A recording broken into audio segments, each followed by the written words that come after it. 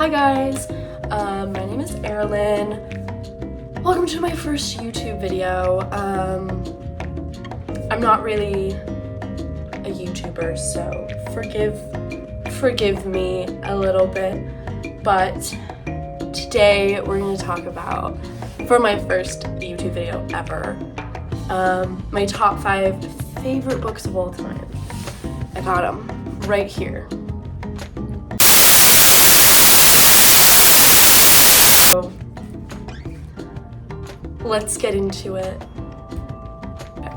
For my first book, it's Turtles All the Way Down by John Green. I absolutely love this book. It's my favorite book of all time. It's kind of like a mystery. I don't know, it's about this 16-year-old named Aza, who has really bad OCD, something that I can relate to, but I read this when I was 13 and emo, so I was just like, she gets me. And she basically solves this mystery about this missing billionaire named Russell Pickett, who did some sketchy stuff, and there's like a reward to finding where he went, and she starts to fall for Russell's son Davis, you know, all the good stuff. It's all the good stuff. I love it so much. It's an easy read too, so if you want to get back into reading, this is a great book to start. My second book of all time that I love is All the Bright Places, plus the 20% off Target sticker. I love All the Bright Places. It's actually made me cry when I read it. It's so sad, but I love it so much. It's about this guy named Theodore Vinch and Violet Markey, and they're both sort of struggling mental health-wise. And then they fall for each other, and then, I don't want to spoil too much, but they just fall for each other, and I think it's just a book about growth and finding yourself and dealing with any demons that you might have. So I love it. I recommend it again. Pretty easy read as well. And it did make me cry, so it is kind of sad, but it's really sweet. My next book that I love is a much more happier book. Love and Other Words by Christina and Lauren. It's two separate authors that worked on this book. I love this because it's just so sweet.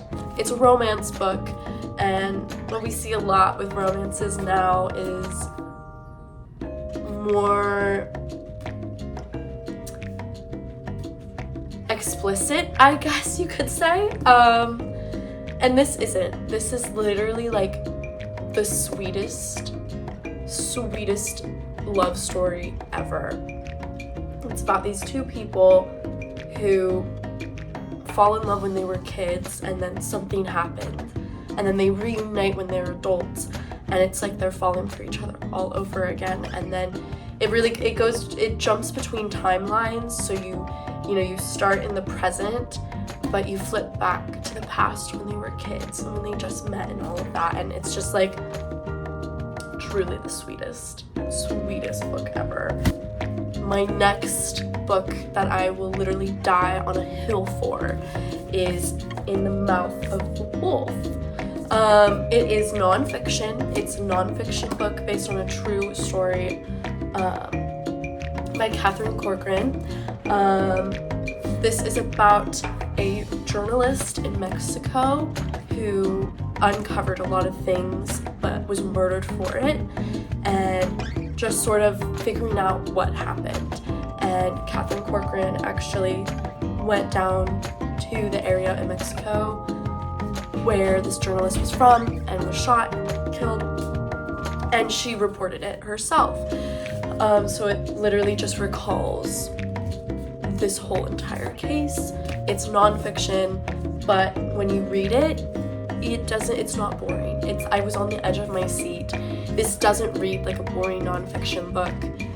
You wouldn't think it was nonfiction, but it is, and I love it so much, and it brings up a lot of questions about freedom of press and democracy and all of that, and it's really good. I highly recommend it to anyone who is looking for maybe a mystery or just to switch up their reading.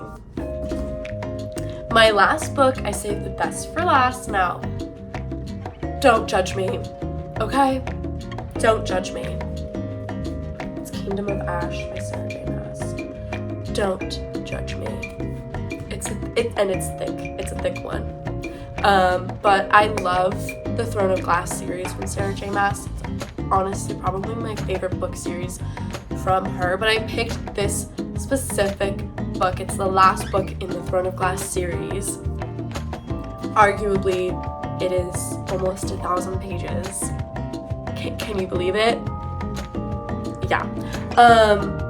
But it's just so good. It mixes, it's a perfect blend of romance, of fantasy, of war and politics. It's a perfect blend of all of these different things, and it was the perfect ending to this really long story.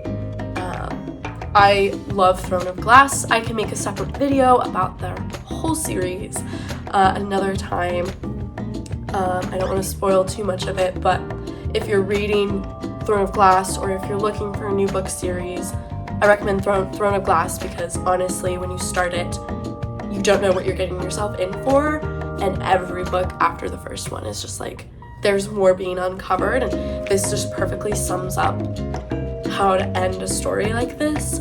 And I already said it once and I'll say it again, it's the perfect blend of like romance, fantasy, and just like politics and war.